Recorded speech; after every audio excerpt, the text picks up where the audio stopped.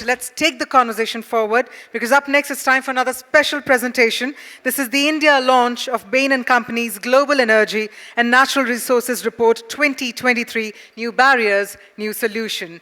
Joining us this evening, we have with us someone who comes with more than 20 years of consulting experience, having worked extensively with clients on energy transition, net zero strategy, and full potential transformation. Ladies and gentlemen, please put your hands together to welcome on stage Sachin Kotak, partner, Bain and Company.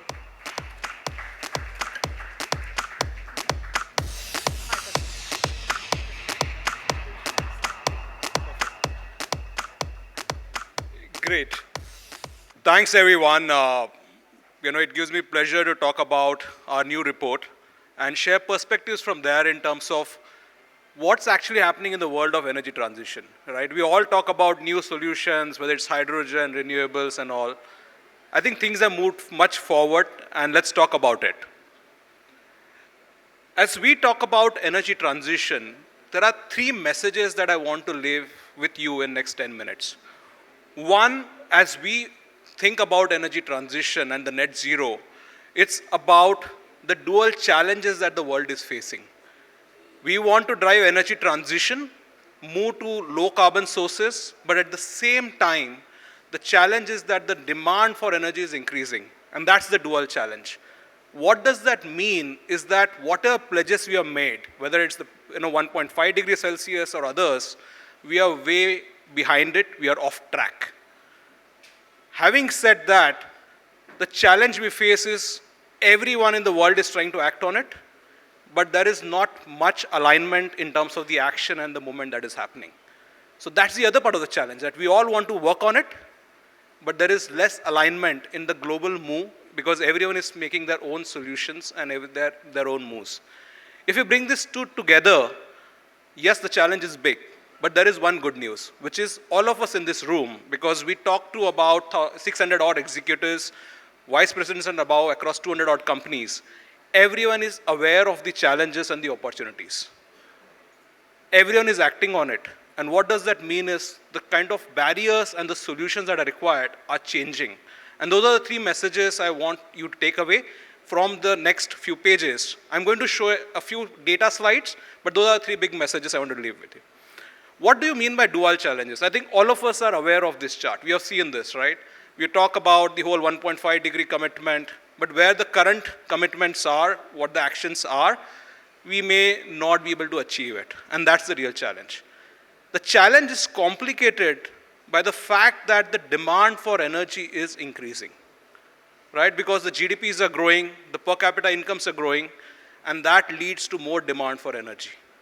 And that creates the dual challenge, which is to say we want to drive energy transition, but at the same time, actually drive a reduction in the carbon emissions. And that amplifies the mix. To go and talk about it a bit further, and this is an interesting chart.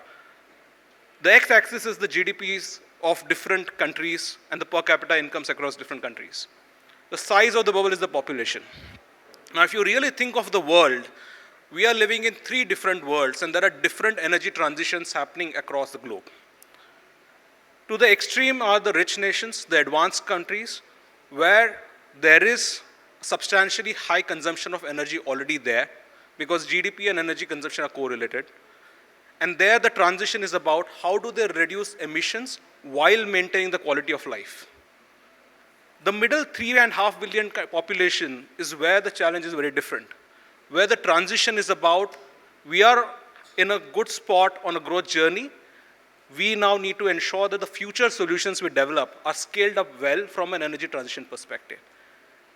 And then India falls in the third bucket, which is the developing world, where the challenge is the GDP is still low, and the per capita GDP is still evolving, and there the demand for energy per capita is going to grow up. And we cannot, as a world or as a global economy, not allow the people in these countries to progress, and the progress will lead to demand for energy. So how do we actually ensure that we use the transition to actually kind of pick people from the poverty lines and actually make the transition happen? And that's the real challenge. So there are multiple transitions happening. It's not one transition when we talk about it. The interesting part when we started talking to executives to say, okay, there is the challenge on energy transition. What's your belief? Are we on track? If you look at the red line that is there, the executives feel that we are way more ahead of it, or they are more bullish about the energy transition than the current pledges that exist. So the positivity is way more, and the belief is way higher than what the existing transition is. What does that mean? There are varying expectations, and maybe there is a chance that the commitment for energy transition is way more than what the publicly announced commitments are. That's where the advantage may be. So we may have a window where the belief that we want to do the energy transition is way more than what the announced pledges and the commitments make. So where is the real challenge? Where are we getting stuck? What's actually holding us back? If you look at it, it's not the availability of capital. It's not the intent or the willingness of the companies to do it. It's not the movement or the whole thing about being bold and the ambition at the leadership that's missing. The real challenge, if you look at the bottom of the chart, is actually the return on the investments that people are going to make. Because today, energy transition technologies are still expensive. The solutions are still not all viable when you put an ROI lens. We all talk about energy transition, but are consumers willing to pay for it? Right? We talk about green premium, but are people willing to pay for it? And that's the real challenge. And that's where it is getting stuck. It's not about what needs to be done. All of us know what the solutions are. Yes, the technology will evolve. The challenge is in terms of how will this whole pan out, and will people pay, and what is government and what are the regulators going to do to help us make that transition? And that's where a lot of the action needs to happen. And what's the indicator of this? Right? As you think about it, we started looking at the companies which are generally on the energy forefront, whether it's the oil and gas majors, the utilities, and others. If you look at it, what are they doing with the profits that they're generating? Red part is about the capex that they're spending on. The gray is actually the dividend they're giving back to the shareholders. And the lighter gray is the buyback they're doing. If you look at it, because the return on investment is not there, people are actually returning back money to the shareholders. People are buying back the shares. And that's the challenge, saying that how do we make that gray, the darker and the lighter one, become red and actually make the capex investment happen with the returns coming in. The story for utilities is a bit different, right? Because utilities have a very different incentive. The source of their energy is changing, and that's where you will see a lot more red versus grays for them. And as we go forward, we all talk about the challenges on energy, right? The challenges are not about how will the renewable happen, what's going to happen on solar and wind and hydrogen. I think we know what the paths are. The challenges are changing. When you talk to the executives, one big challenge they talk about is talent, right? We all talk about energy transition, but where is the right talent for energy transition available? All our engineering graduates historically have gone to the software and other industries. Energy transition requires new R&D, new kind of engineers. Where are they? As you think about raw material, right? If you think about how many new mines we need to create or squeeze 17 years of work in next 7 years. That's the real challenge. Will we be able to do that? So the barriers or the challenges have moved. It's not about the first level. Now it's getting to the second, third level as to how will we make it happen. As you think about it, and where the resilience needs to be built by companies, these are all known unknowns in a way. The first two we all talk about, whether it's the climate change, whether it's the financial instability. The real challenge where people are struggling is the whole geopolitical realignment that is happening, because that's where the confidence is less, saying that which geographies, which countries are moving in which direction.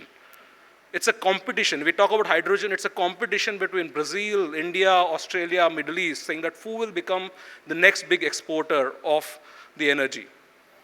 The whole technology, how will it evolve? If I have to make commitment to put an electrolyzer facility for 25 years, where will I get capex commitment for 25 years and buying commitment for 25 years when my customer is himself questioning things? So that's where the real challenge is going to be, saying that as companies, when I think of my strategies, it's not about the first level issues of financial stability and the physical change, but in terms of what are the new issues in terms of inputs, shortages, technology and geology that's coming in. And the answer will vary by companies, right? You talk about an oil and gas, there is this lot of scope 3 which is downstream, versus utility thinks of it differently. So the transition will happen differently. The challenges are different for different companies. So this was a quick snapshot of what kind of we wanted to talk about.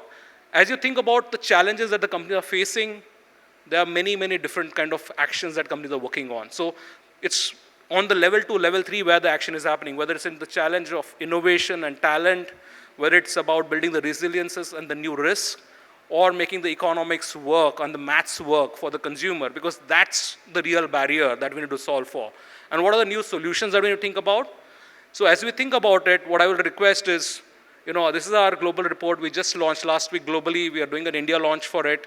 This is the QR code. We request, when there is a lot more data, there are a lot more insights in this, please download it and have a look at it. But thank you for giving your time.